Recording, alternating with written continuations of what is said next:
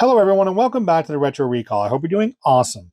Today we have a familiar face back on the bench. We have the Dell Dimension 5150 BTX form factor tower that we saved from e-waste. We did a complete restoration video on this system. If you haven't seen that video, please check it out right there. We did the full restoration and we also upgraded the graphics card in this computer. We weren't going to utilize the built-on graphics. We decided to upgrade the graphics with a dedicated graphics card, which is right here. It is the GIGABYTE GV-NX76G512P-RH. Whoa, that's a mouthful, Gigabyte. Anyway, so we did a full installation of this card in the computer and did some testing. So let's continue talking about it because we have lots to do.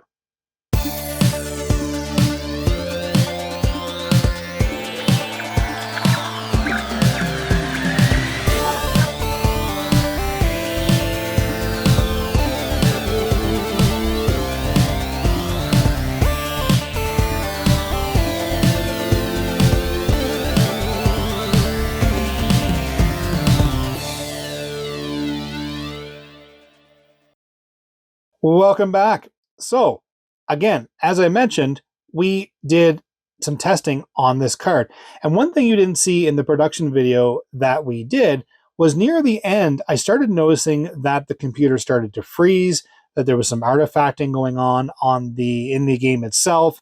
And, I didn't think anything of it. I thought it was really the computer that was causing the problem. But, we had already been through 98% of the production, so I finished off the production and life went on.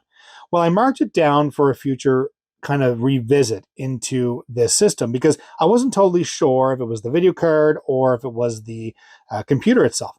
So then I took the video card out of the computer, tried a different video card, and there were no issues. It just worked fine. And it was actually a lesser card than what this is. I can't remember, but I remember it being lesser than this card. So I went, all right, well, that's the issue there. It must be something to do with the card. But then as I was reading through the comments on that video, I noticed someone had mentioned that they noticed on the video that there was a bad capacitor. So really good eye, because the capacitor that's bad is right here. You can see that it's starting to bulge right there. Not any of the other capacitors. They all look pretty flat to me. This one here looks like it's starting to, but the rest look pretty good. So my gut feeling is that that capacitor that's starting to bulge was causing some of the problems, because the video card works great in Windows, works from a lot of the games I was testing, and actually arguably worked through a lot of the game we were testing together. But it was still causing some potential problems. Now, I don't know if it was due to drop in power because of the capacitor problems or what have you. So what I'd like to do in today's video is essentially recap this card. So I have the capacitors. I'm not going to recap all the different caps. I'm just going to focus on this particular family. I believe they are 6.3 volt, 1000 microfarad capacitors. So we're going to go ahead and recap those, just those, and see if that narrows it down, if not solves the problem.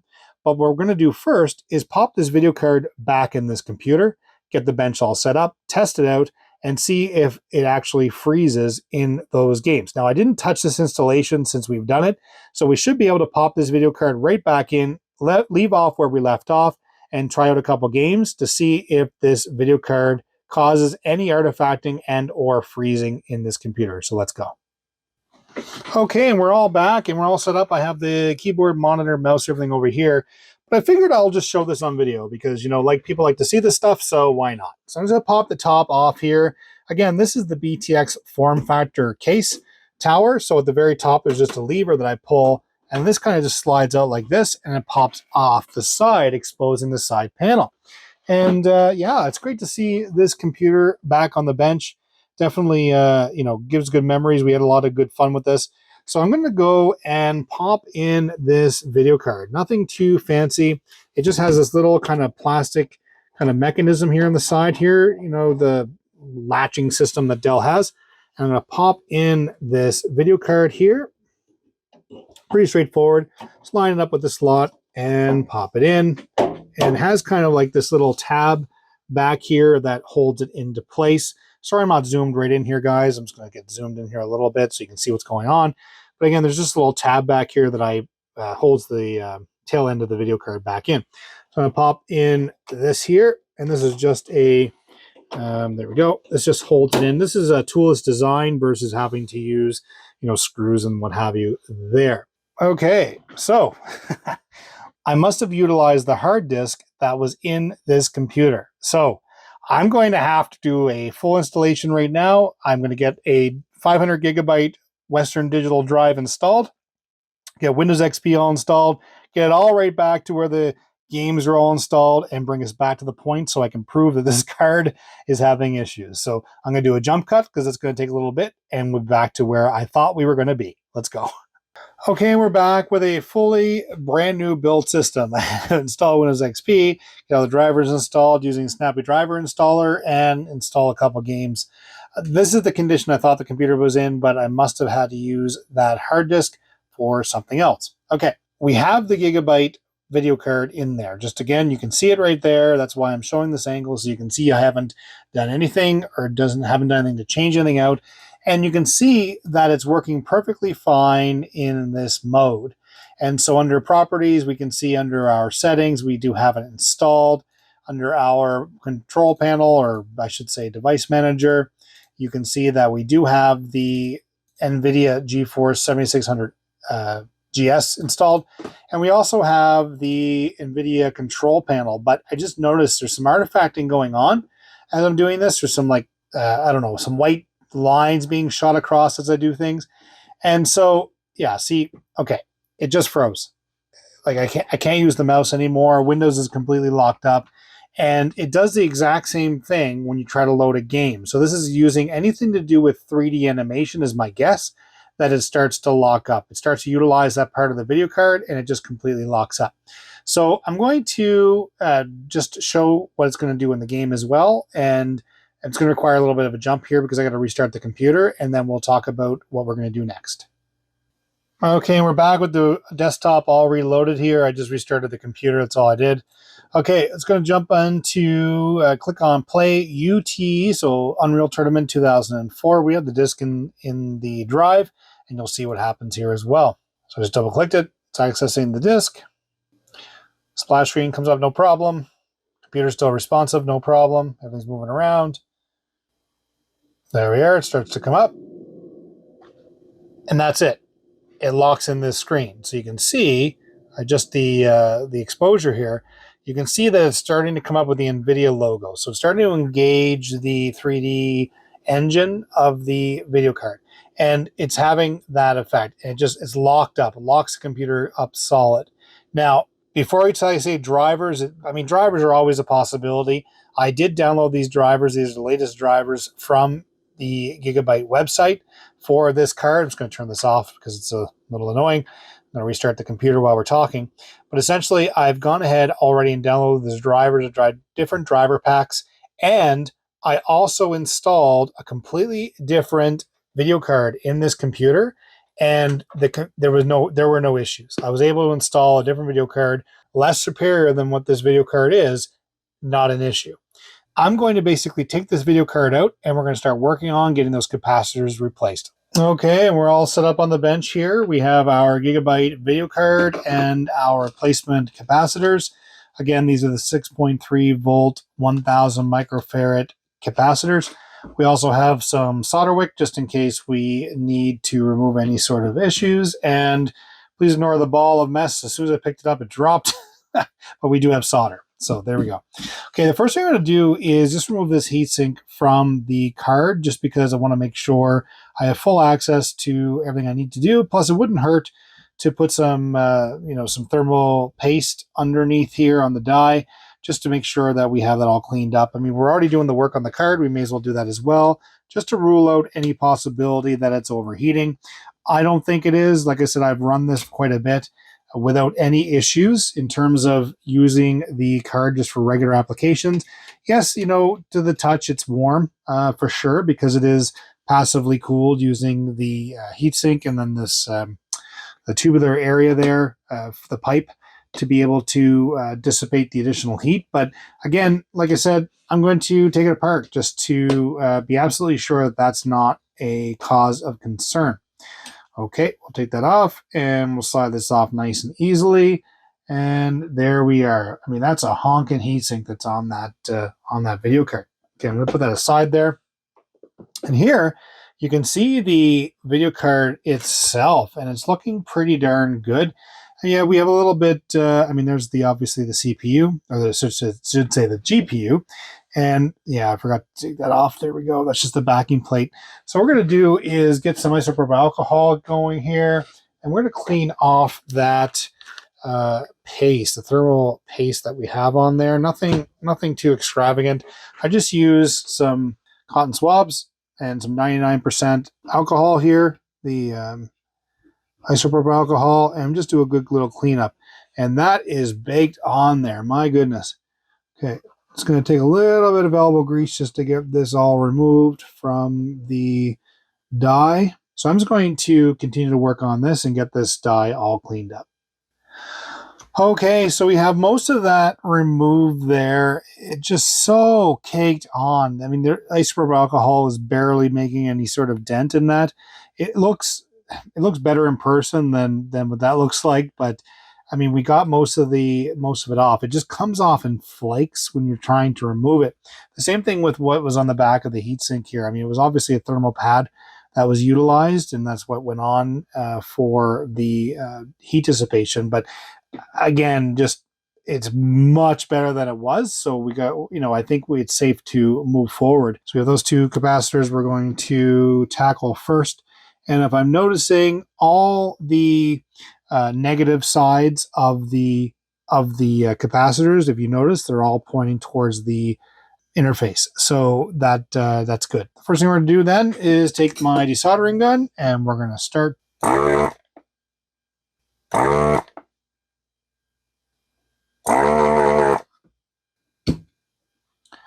One capola gun. This guy doesn't look too bad of shape for sure, but we'll continue to remove them.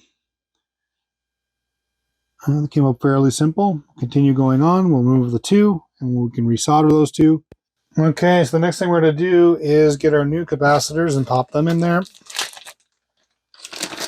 And again, I just got these from DigiKey. They should be fine. Okay, so again, we're going to have the negative towards the card edge. And they're actually clearly marked on the PCB anyway, but it's always good to double check that.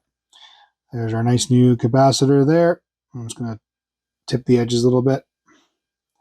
Hold that capacitor in, and we'll do the same thing here. So negative towards the...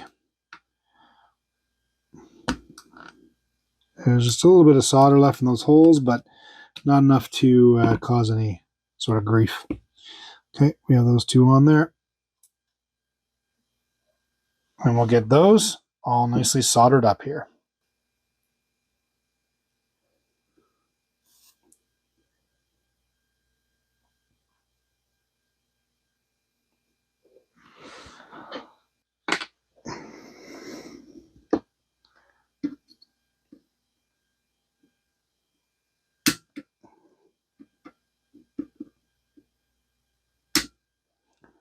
Here.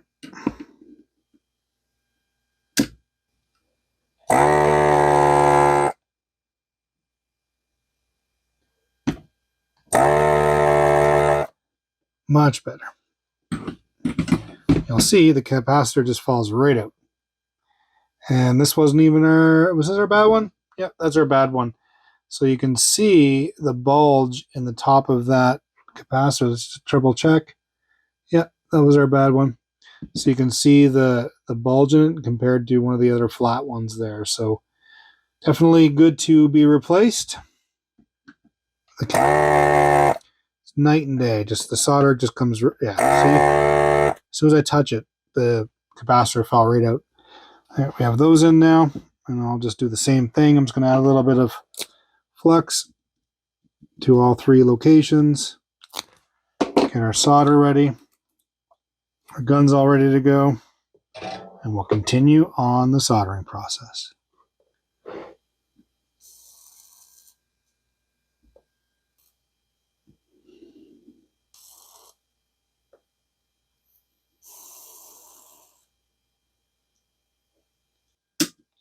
So that's all done. Now what we're going to do is I'm going to clean this up a bit. So generally what I do after I've done that, I just take the solder gun and just tap on the legs there where we just soldered, just to be sure that everything's kind of good and there's no bridges or any issues there. There we are. We're good there. And then what I do is take a piece of paper towel and a toothbrush and some isopropyl alcohol just to clean some of that flux away. I mean, fairly straightforward.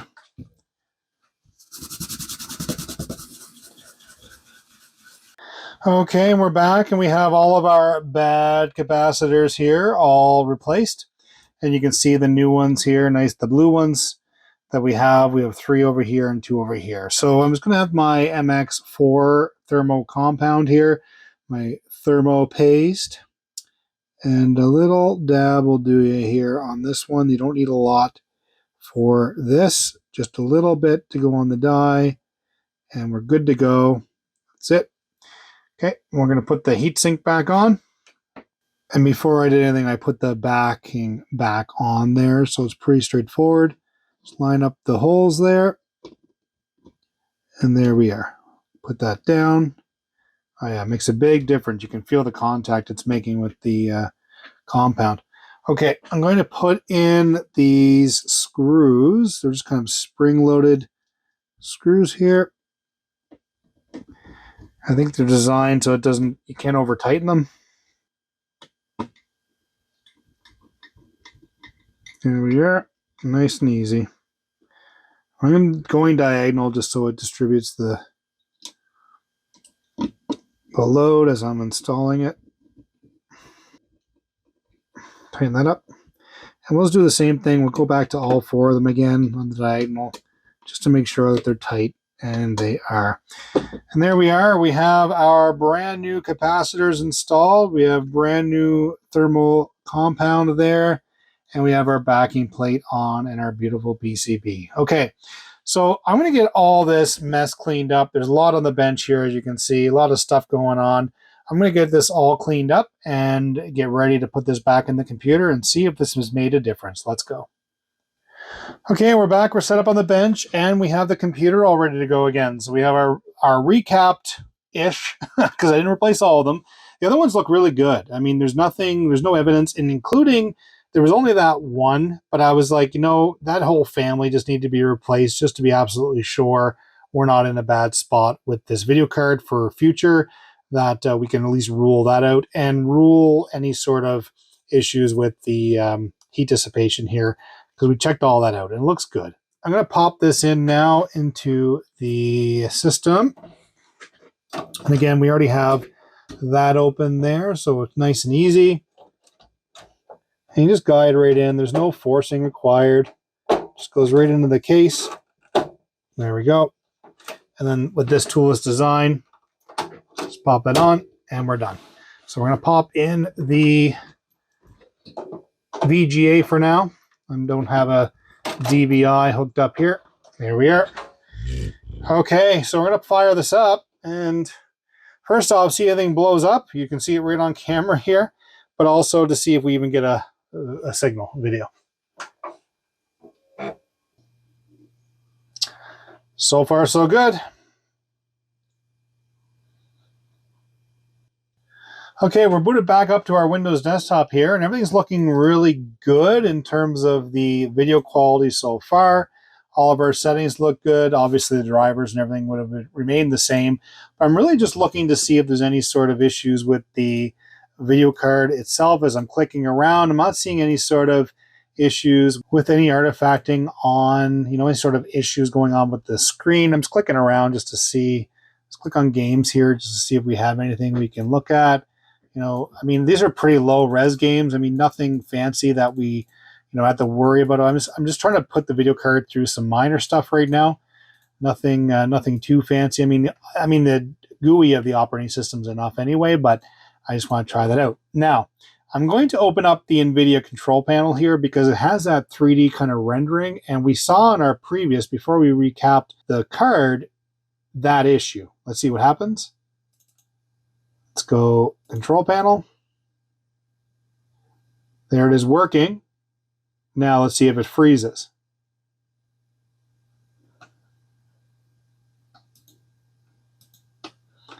I'm moving it around. It's still going.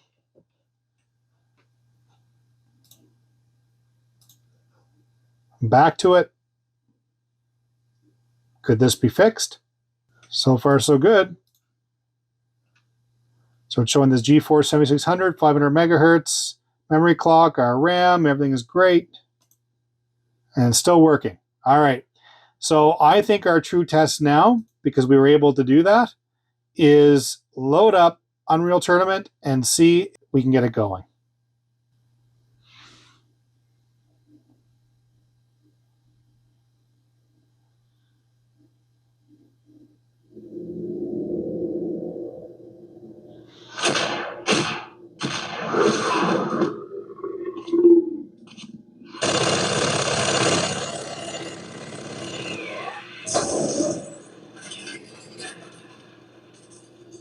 I would call this a success.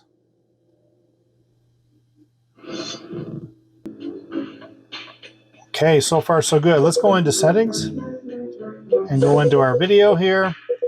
And we're going to do everything to highest. Yes, stop giving me the warnings. Let's see if it'll work. Highest. Holy shit. It knows we really want to mean business here. Okay. And let's do, 1024, 768. That working? Sure. We're going to go 1280 by 1024. We're going to do the highest resolution. There we are with the highest resolution. Monitor set. Looking good.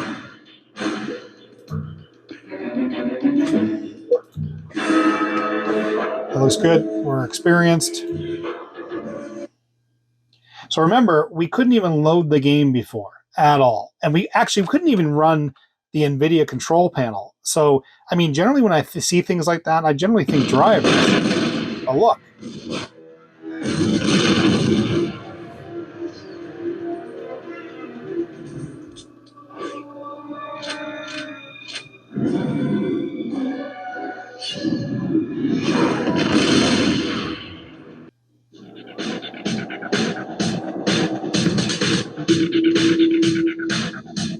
Play.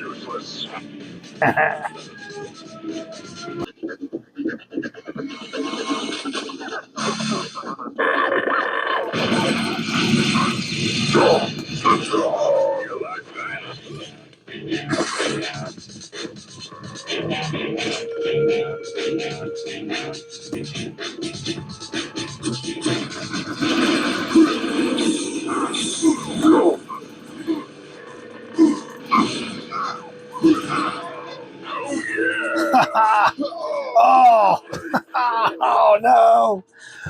Okay. Let's go back to the Windows desktop. I think this was a successful test. Let's go. And here we are back to the Windows desktop. And I'm so happy we were able to get that video card up and running and working perfectly again. Gave all the wrong symptoms. You know, it basically was giving us issues with the freezing of the game before it would load, anything to do with 3D, the minute it would kick in. And it really, to me, implied that there was a potential issue with that, with the drivers that we were using. And in fact, it ended up being capacitors. And, that one bad cap right there, that was really causing us problems. And you can see how it's just bulging. And, it's unfortunate the camera won't focus on that, but that's okay. Essentially, that is what it is. And you can chase all the different symptoms. And sometimes it's like a red herring, because at the end of the day, it ends up being just a capacitor. And, people have different practices and different things they do. In my case, I like to replace all the ones in that particular category, as many of them on the board in that one. I'm ordering one, I may as well order a bunch and do them all at once. That way, if one's showing signs of being bad, the rest are potentially bad as well.